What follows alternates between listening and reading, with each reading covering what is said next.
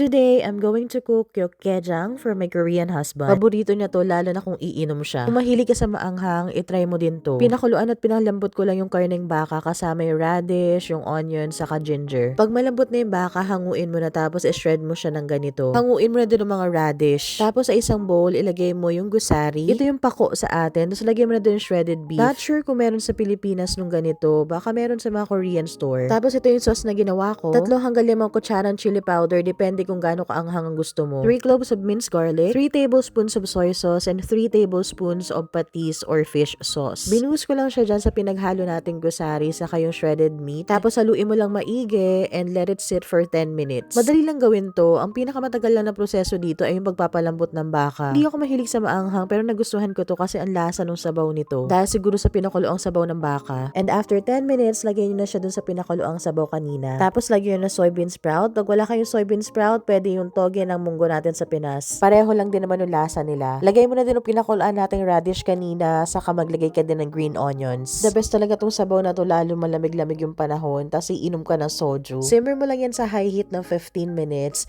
and luto na yon. Kung di ka mahilig sa maanghang, bawasan mo yung chili powder. Ako 3 kutsara lang nilagay ko. Napakaanghang pero ang sarap ng sabaw. Best for Tagay. Try mo na!